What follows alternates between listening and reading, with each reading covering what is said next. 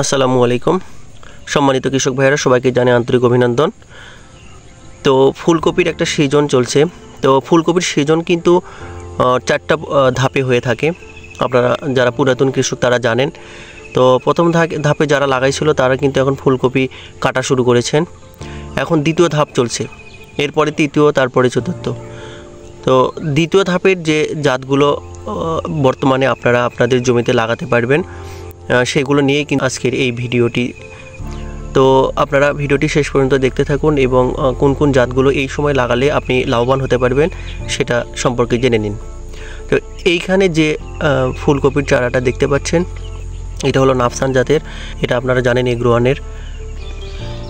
মাশাআল্লাহ, চারাগুলোর কোয়ালিটিও কিন্তু অনেক সুন্দর। দেখেন, হার্ট এবং অনেক শিকড়যুক্ত নাফসান জাতের ফুলকপি চারা। এরপর আপনারা ইউনাইটেড সিডের রত্ন জাতের ফুলকপি এই সময় লাগাতে পারেন।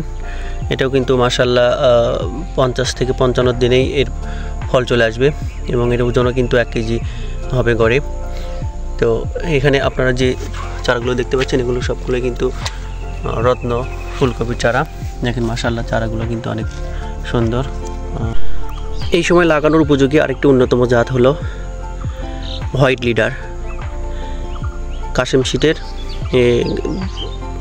ফুলকপির কালারটাও কিন্তু অনেক সুন্দর হবে, সাদা ধবধবে, এবং এটা মোটামুটি 50 থেকে 55 দিনে কিন্তু আপনি ফসল সংগ্রহ করতে পারবেন। এটা কিন্তু গড় ওজন প্রায় 1 কেজি হয়ে থাকে। তো মাশাআল্লাহ, চারাগুলো অনেক সুন্দর আছে। যদিও মাটির চারা, আপনারা অনেকেই জানেন যে কোকোপিটের চারাও কিন্তু পাওয়া যায়, কিন্তু দেখেন চারাগুলো মাশাআল্লাহ অনেক সুন্দর আছে এবং শিকড়গুলো কিন্তু অনেক ভালো এবং অনেক হার্ড চারা। তো এখন আমি আপনাদের বাঁধাকপির চারা সম্পর্কে জানাবো এবং বর্তমানে চারার কোয়ালিটি কেমন আর কী কী জাতের রয়েছে। এখানে আপনারা যে জাতটা দেখতে পাচ্ছেন, এটা কুইকার বাঁধাকপি।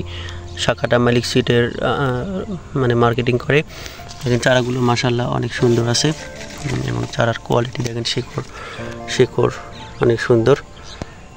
মানে সুপার সান বাঁধাকপির চারা দেখতে পাচ্ছেন। দেখেন, একটু চারা ছোট, 1 সপ্তাহের মধ্যেই ডেলিভারি দেওয়া যাবে।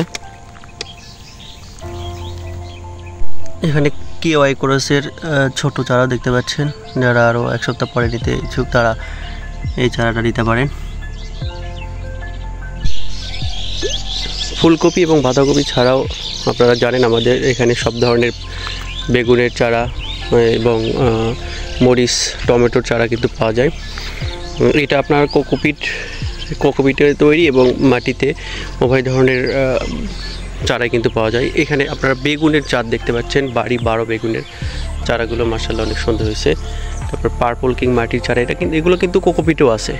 ললিতা মাটির চারা রয়েছে এখানে, এবং মরিচের সব ধরনের জাতি কিন্তু মাটি এবং কোকোপিট উভয়ের চারাই রয়েছে। দেখেন মাশাআল্লাহ, মরিচের চারাগুলোও কিন্তু অনেক কোয়ালিটিফুল সবগুলো চারা।